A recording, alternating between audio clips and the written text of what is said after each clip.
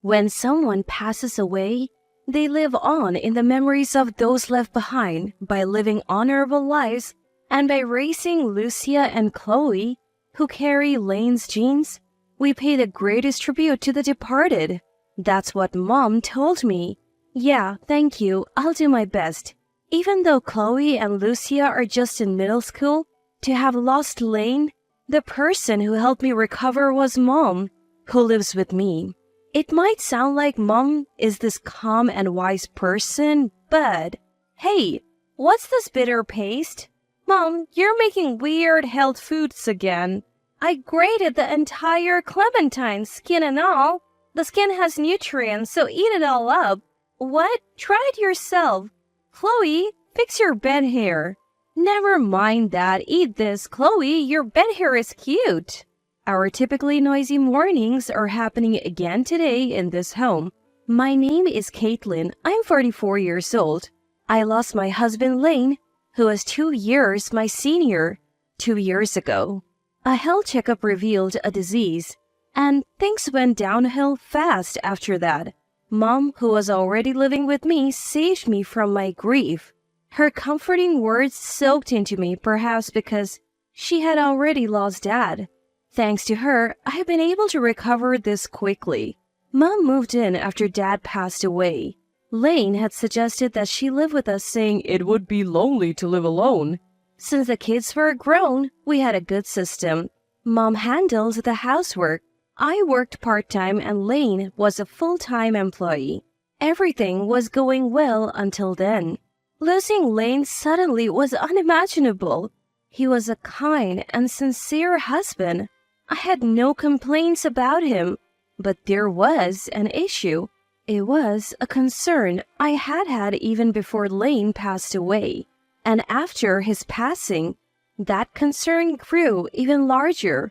The root of the problem is Lane's sister Neva. Neva is a home economics teacher. Her husband is an older social studies teacher and they have a daughter and a son. What a perfect family! But the competition from this perfect sister was incredibly intense. I love my job as a teacher. It gives my life purpose, but you're just a part-timer. You'll never know the joy of a fulfilling career. Relying on Lane for income, huh? And your mother handles the housework? I can't even begin to relate to your situation. I'm juggling with both work and family perfectly. Those condescending words stung, but they were directed at me, so I took it. Yet it didn't stop at me. When I grow up, I want to work at Hasbro because I like Sparky, my child declared. The next time we saw Neva and her family, her kid chimed in, I want to work at Disney. Walt Disney was... Neva cut in, Disney is a much bigger company than Hasbro, you know. When my mom sewed a beautiful outfit for my child's graduation, Neva retorted, My kids wear Gymboree. We're all about the brand. You can't even afford that, can you? Homemade? That's laughable. Brand name quality is a different league. Every chance she got, Neva made it a competition, and today she took it to the max. How about you move out of this town? She texted via WhatsApp. I couldn't believe my eyes. Why is your mother living in my younger brother's inherited house? We need to talk about this. I'll come over. What? Trembling, I showed the message to my mom, and there was more. I'm on my lunch break now, so it will have to be after my overtime. Unlike part-timers, I have extra hours, she texted. For now, I tried to think calmly about how to handle Neva's unexpected gripes. Why should we move? We can't just... Don't worry, my mom interrupted. If you're this stressed, maybe you're low on vitamin C? Try some grated clementines. Not the time for clementines, Mom. Struggling to put aside the clementine discussion, I spent 4 agonizing hours thinking before Neva arrived. What to do? I can't come up with a good idea. I couldn't think of anything other than I don't want to move. Meanwhile, my mom was busy filling a storage container with a new clementine pasta recipe. She wasn't even thinking about the situation. If I don't do something, we're in trouble. I was sweating buckets, unaware at the time that my mom's hand was subtly trembling with anger. I would later find out that. But for now, Neva arrived just before 8 p.m. So here's the thing. Neva began as she sat at the table. My mom is getting weaker, so she can't live alone anymore. We're thinking of moving her in with us, so we're going to close out both my mom's apartment and our own place and move here. Look, my younger brother's passing is the reason my mom got weak in the first place. Isn't it all caused by things that happened in your family? My mom gave birth to my younger brother who left this inheritance behind. Legally or not, doesn't human decency suggest that this house should go to my mom? It's odd, isn't it? It's strange enough that you're living off my younger brother's inheritance, but it's even stranger that your mother lives here too. I am talking about what's morally right. What? Add my biological mom to our family and not look for a new home? Why should we give up our home? Is it our fault that your mom is getting weak? Living in my husband's family home goes against human decency. That's some logic. As I was dumbfounded by Neva's bizarre reasoning, I heard a voice say, "What kind of reasoning is that?" Turning around, there stood my mom, defiantly holding a bowl overflowing with clementine pasta. She slammed the bowl down on the table between me and Neva. "Maybe you're not getting enough vitamin C in that crazy head of yours," my mom declared, thrusting a spoon into the mound. The pile of clementine pasta collapsed, splattering onto the table. Neva let out a small gasp. The tension was anything but normal, and I reflexively tried to stop my mom. "Mom," but she wouldn't be silenced. "I have been wanting to say this for a while. You keep saying awful things to my daughter. And what was that about in the WhatsApp messages today? I have been on the verge of exploding since you got here." "Mother." "So what if you are a teacher? The one who fell for our daughter and proposed in the first place was your younger brother." "Mother." "If you're going to keep calling her a part-timer, then go say it directly to your younger brother's grave, criticizing his lack of judgment." "Mom, would you just shut up for a moment? I have something to say." My words, directed intermittently at Mom, were interrupted as soon as they left my lips. Mom just wouldn't stop talking. "I get it. Your mother-in-law got sick because she lost her son. I have sympathy for her. When my husband passed away, I was devastated too. But why are you asking my daughter to move out of the home she cherishes? If my presence is the issue, I'll move into your house instead. Then you will have two people, one being your younger brother's mother-in-law to take care of. You would get even more attention that way, wouldn't you? And hey, why not invite Mariko from down the street? She's not getting along with her daughter-in-law either. We could all live in your house." "Who the heck is Mariko?" Both Neva and I are stunned by the mention of a name we have never heard before. "And aren't you just high on your perfect shelf? You pretend to be all about your job, but you have been neglecting your family. Take a look at your kid's latest school report. She's been absent a lot. I bet you don't even know because you leave for work before she heads to middle school. Your older daughter isn't even attending middle school, let alone any tutoring centers. I have seen her coming out of the arcade downtown. When I asked her about lunch money, she said she takes it from your wallet. How can you say you're responsible at work when you can't even keep track of your own wallet?"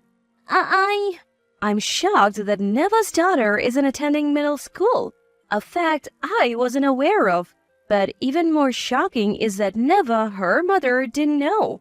Even more unbelievable is that Mom knows all this. However, my surprise is likely dwarfed by Neva's own disbelief. Neva seems lost for words. "Kids don't have to go to middle school, you know. It's just one part of society. Maybe she would have been happier at another school. She even opened up about why she stopped going. Have you ever listened to what your children have to say? Neva turns bright red. It's written all over her face. Why does she have to listen to this condescending woman? And with that look, she blurts out what everyone was thinking. I haven't. But do you really have to point that out? I thought she was doing fine because she didn't say anything. So let me ask you, do you think you could do better if you were in my shoes? Balancing work and spending the little time I have at home with my children? I heard from my younger brother that you just sew in your spare time. Ugh, I probably couldn't. Mom easily admits she couldn't do what Neva does. Neva visibly recoils, taken aback by the straightforward response. I tried my best to create an environment at home where we could talk about anything. In return, she opened up to me. You, on the other hand, are so obsessed with keeping up appearances. You made her say she wanted to work at Disney, a place she doesn't even want to be at. You even made her memorize quotes from the founder. You know why she refused to go to school? Because she thought if things keep going like this, I'll end up at a worse high school than Chloe. What did you say when you saw her test scores? She's going to a middle school with a lower rank than Chloe. Are you trying to shame me? Then you muttered something like, I can't rely on her anymore. If she's going to lose, I have to find a way to get them out of the neighborhood before high school entrance exams. I got it now. I heard both sides, yours and hers, and I'm convinced your daughter isn't your accessory. She's trying to live up to your expectations. But all you see are the grades. You don't offer advice or say, I'm here watching over you. All you care about is your image. She reached her limit. She can't see a future no matter how hard she tries. What's worse? She has a parent willing to harm other families just because she can't achieve. Do you think there's a middle school student who wouldn't break under those conditions? That's why she couldn't go to middle school or the tutoring center anymore. I felt like crying too. Her kid is just too pitiable. But Neva always had too much pride. You really are a nag using information about my child's refusal to go to school to threaten me? Who do you think you are? Then, taking a deep breath, my sister-in-law screamed, You old bat! Ding dong! Ah, a visitor! In this tense atmosphere, I let out a goofy voice. It's not just a visitor. Come on in. Mom picks up a spoon, still dipped in the clementine pasta, then eats a bitter spoonful herself. She looks like an artisan deep in thought, pipe in mouth. Meanwhile, I head to the front door. I open it.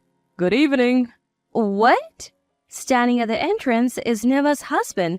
Neva is a bit older than me and her husband had a receding hairline. Your mother invited me. May I come in? Sure. Still not understanding the situation, I led Neva's husband into the living room. Sorry about this. I borrowed your phone book and called him for the 4 hours until this woman arrived. I was worried about what you would do, Mom says, brushing aside the matter of the phone book. Well, then, Mom directs me to take a seat and offers the chair next to her to Neva's husband. Once seated, she takes control again. Say what you just told me, but here and now, she demands of Neva. Neva is at a loss for words. Fine, I'll say it for you. Listen up. Your wife called me an old bat. Neva's husband is left slack-jawed, and understandably so. Suddenly summoned here and told just this line, anyone would be confused. I decided to explain on her behalf. It all started with a question. Why is your mother also living in this house that was the inheritance of my younger brother? Neva had stormed in and shouted, It's ridiculous that you're living here. I want to bring my mom here, so please leave. During the conversation, she looked down on me because I work part-time. She also pushed her unrealistic expectations onto her own child, causing the child to stop attending school.